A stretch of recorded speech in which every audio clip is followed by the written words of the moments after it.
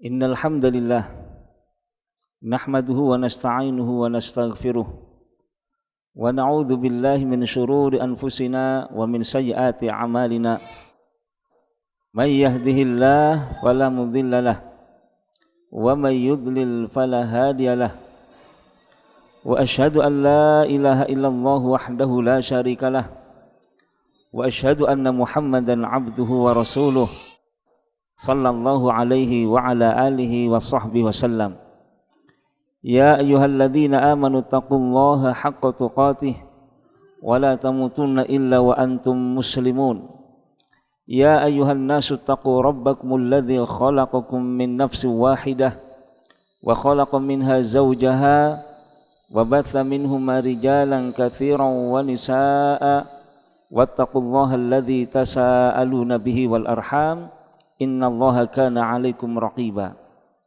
Ya ayyuhalladzina amanu taqullaha wa qulu qawlan sadida yuslih lakum a'malakum wa yaghfir lakum dhunubakum wa may yuti'illaha wa rasulahu faqad faza fawzan 'azima. Amma ba'd.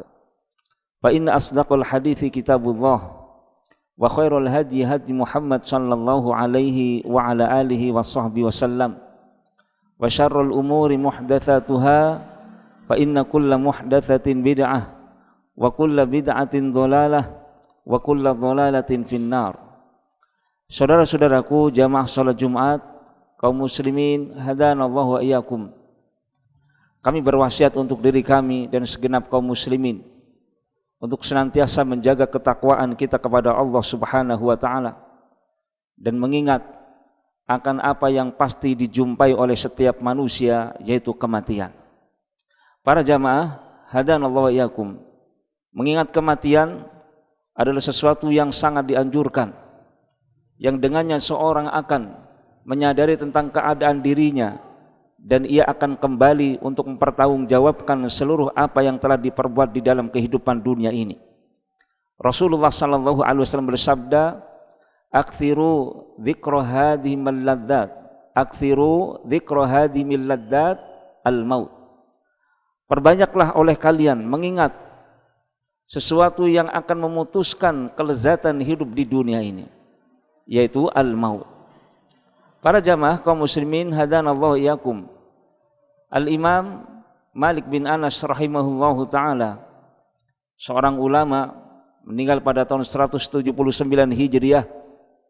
Beliau pernah berkirim surat ditujukan kepada seorang khalifah, yaitu Harun ar-Rasyid rahimahullahu ta'ala, khalifah yang ke-9 dari Bani Abbasiyah. Dalam tulisannya dan surat yang disampaikan oleh sang imam kepada khalifah, beliau mengatakan, memberikan nasihat kepada sang imam di awal tulisan beliau sebelum diberikan nasihat-nasihat yang lainnya. Kata beliau, "Udhkur nafsaka fi ghamaratil mauti wa karbih." Ingatlah ketika dirimu berada dalam sakaratul maut dan kesusahan serta kepayahan yang mengepung saat itu. Diingatkan oleh Al-Imam Malik kepada Harun ar-Rasyid sebagai seorang penguasa, ingatlah tentang kematian yang pasti akan menimpamu. Kemudian beliau mengatakan, "Wa ma huwa nazilun bika minhu," dan engkau akan berada dalam kondisi apa setelah datang kematian itu, saat malaikat maut mencabut nyawamu.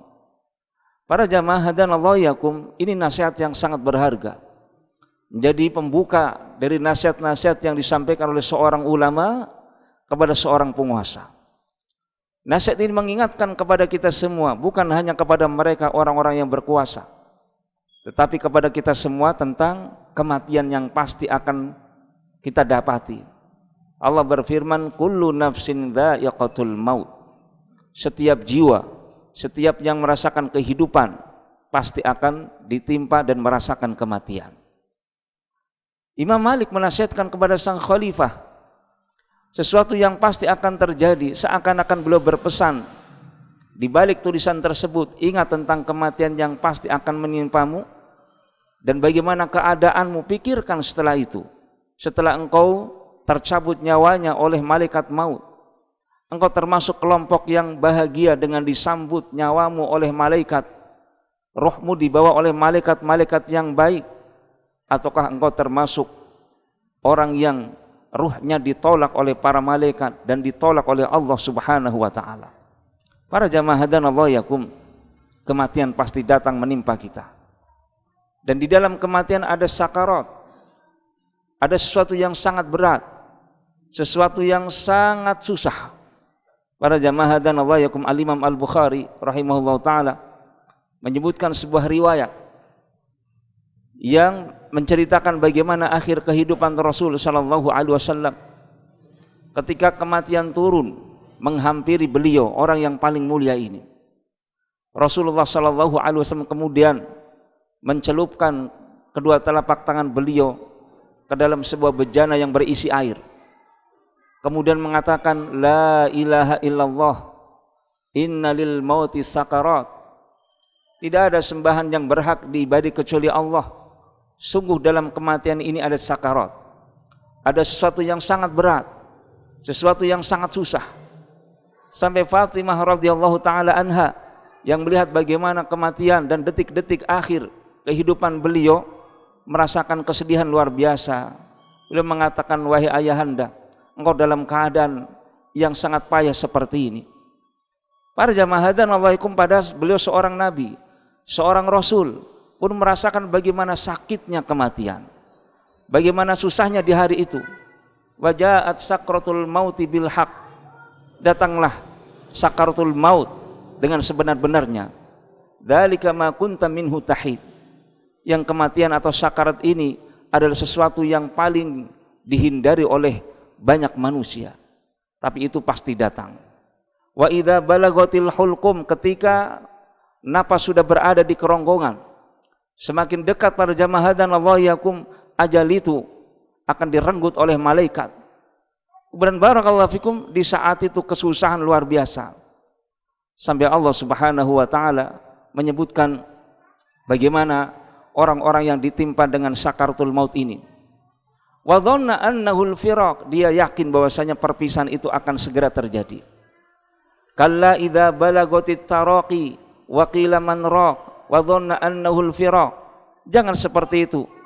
Ingatlah ketika idza balagatit taraqi, ruh itu sampai di tenggorokan atau napas itu sampai di kerongkongan orang-orang yang akan hendak meninggal dunia. Kemudian barakallahu fikum, ya, Allah menceritakan, Allah menyebutkan bahwasanya ketika itu tidak ada lagi yang bisa mendatangkan kesembuhan dan obat dari sakit yang luar biasa menimpa orang-orang yang dihimpit dengan sakaratul maut. Para jamaah hadanallahu yakum, berbeda keadaan antara orang-orang beriman dan keadaan orang-orang yang kafir ketika kematian menjemput mereka. Orang-orang beriman disambut oleh para malaikat bidul wujuh, yang wajah mereka putih berseri-seri. Mereka pun berada di sekitar orang-orang yang hendak dicabut nyawanya oleh malaikat maut ini sejauh mata memandang. Kemudian malaikat maut pun turun dengan lembut mengatakan, ayyatuhan nafsul mutmainnah, wahai jiwa yang baik, irji'i ila rabbik, kembalilah untuk bertemu dengan Tuhanmu. Ini ucapan para malaikat, ucapan malaikat dengan sangat lembut menyongsong ruh yang akan dicabut dari hamba orang-orang yang beriman ini. Tapi bagaimana dengan keadaan mereka orang-orang kafir? Ketika yang turun sebelum kematiannya atau ketika ajal hendak menjemputnya adalah malaikat-malaikat yang berwajah kasar. Kemudian malaikat maut pun memukul punggung dan wajahnya, memaksa dengan sangat keras agar ruh itu dikeluarkan. Ini menimpa orang-orang yang kafir kepada Allah Subhanahu wa taala. Para jamaah hadanallahu yakum, apa yang dinasihatkan oleh Imam Malik kepada Harun ar-Rasyid adalah sesuatu yang paling berharga untuk kehidupan siapapun di antara kita. Baik mereka orang-orang yang menjadi penguasa atau kita yang menjadi rakyat jelata. Kematian itu akan datang tanpa membeda-bedakan siapakah diri kita. Dan para jamaah, yang sangat kita butuhkan adalah bagaimana persiapan kita untuk menghadapi hari itu dan hari-hari berat setelahnya. Ketika manusia terpisahkan dalam kehidupan dunia, maka Imam Malik mengatakan, ingatlah dirimu, bagaimana keadaanmu setelah datangnya kematian itu. Engkau akan berhadapan dengan sesuatu yang lebih berat lagi. Di sana ada ard, ada penghisaban amal di hadapan Allah Subhanahu wa taala. Aqulu qouli hadza wa astaghfirullaha li wa lakum wa lisairil muslimina wal muslimati min kulli dzamb fastaghfiruh innahu huwal ghafurur rahim.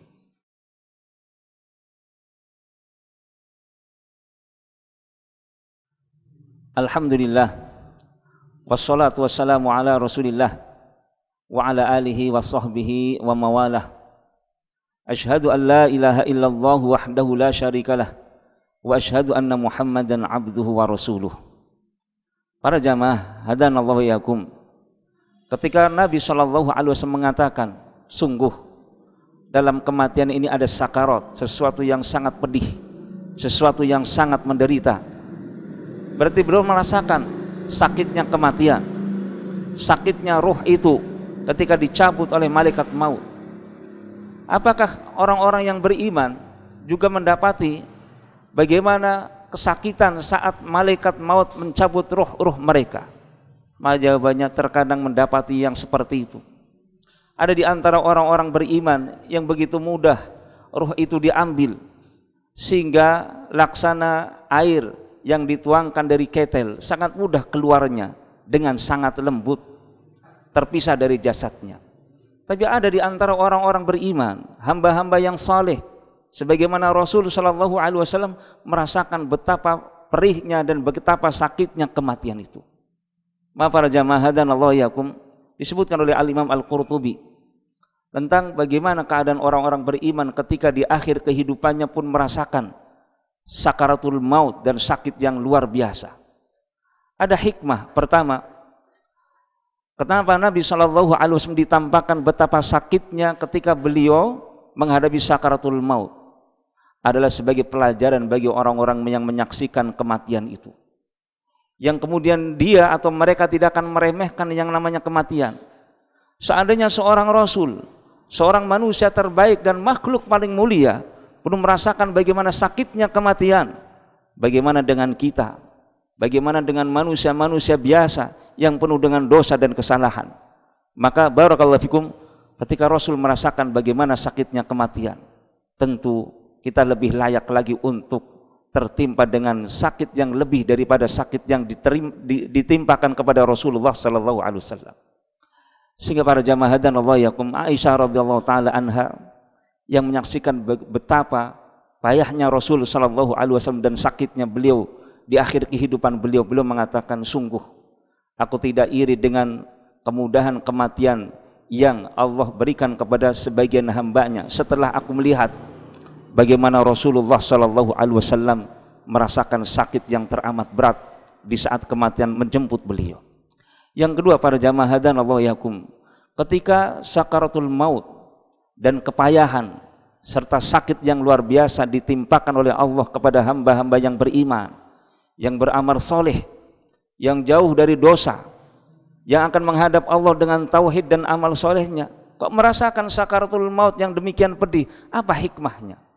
Beliau mengatakan di antara hikmahnya adalah Allah menginginkan sang hamba ini terhapuskan dosa-dosanya di dunia, di akhir kehidupan dunia ini, sehingga para jamaah hadanallahu iyyakum, perjalanan dia akan sangat mudah setelah itu.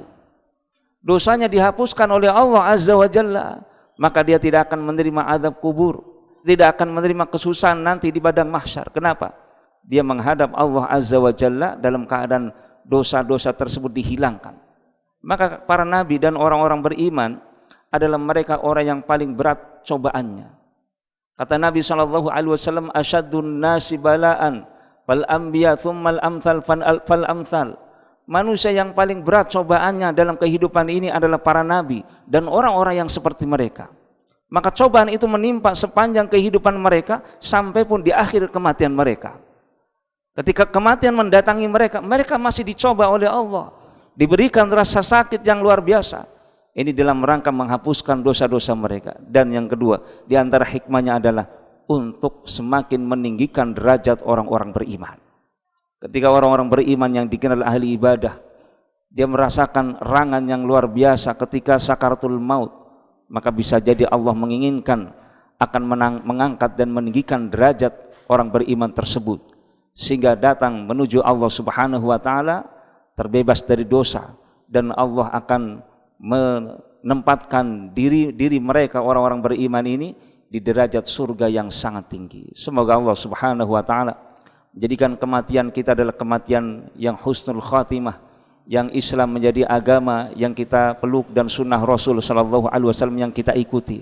Al-Imam Ahmad pernah berdoa, Allahumma amitna 'alal islami wa sunnah. Ya Allah, matikanlah aku di dalam keadaan aku berislam dan mengikuti sunnah Rasulmu.